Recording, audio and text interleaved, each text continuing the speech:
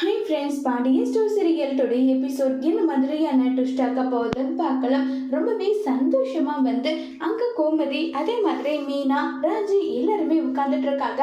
அப்ப கோமதி ராஜி கிட்ட கேக்குறாங்க, ஏமா உனக்கெல்லாம் ஸ்பெஷல் கிளாஸ் இல்லையான்னு சொல்லிட்டு கேக்குறாங்க.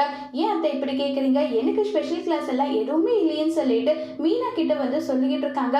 அப்ப இவன் மட்டும் அரசி மட்டும் ஏன் போனான்னு தெரியலையே, சரி அவளுக்கு மட்டும் ஏதாவது கிளாஸ் அந்த மாதிரி இருக்கும்னு சொல்றாங்க. செந்தில் பாண்டியன் எல்லாருமே வீட்டுக்கு வராங்க. அங்க வந்தது என்னங்க இவ்வளவு சீக்கிரம் வந்துட்டீங்கன்னு சொல்லிட்டு அங்க கோமதி கேக்குறாங்க. என்னன்னு தெரியல, ரொம்பவே அவசரமா சரவணன் நீங்க எல்லாரும் கிளம்பி வீட்டுக்கு வாங்கன்னு சொன்னா அதனாலதான் நாங்க எல்லாருமே அடிச்சு புடிச்சு வந்திருக்கோம். ஆமா, சரவணன் எங்கன்னு சொல்லி கேக்குறாங்க.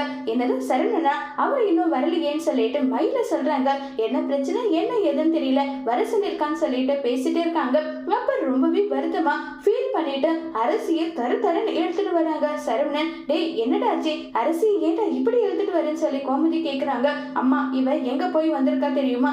சினிமாவுக்கு போய் வந்திருக்கான்றாங்க. உடனே செந்திலும் கதிரும் சினிமாவுக்கு போனதெல்லாம் ஒரு பிரச்சனையா என்ன, அவங்க போய் வந்தா இதுல என்ன இருக்குன்றாங்க. அவ காதலன் கூட போய் வந்திருக்கா. அண்ணன் என்ன சொல்ற?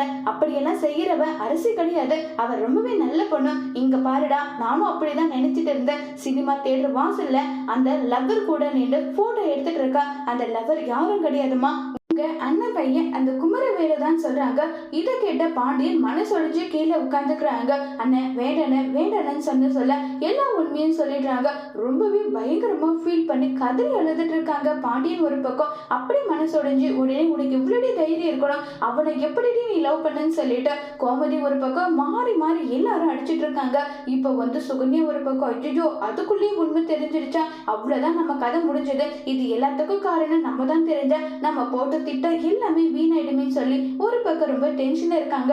உடனே அரசி அப்பா நான் தெரியாம பண்ணிட்டேன், இப்படி ஒரு தப்ப தயவு செஞ்சு மன்னிச்சிடுங்கப்பா, என்கிட்ட பேசுங்கன்னு சொல்லிட்டு இருக்காங்க.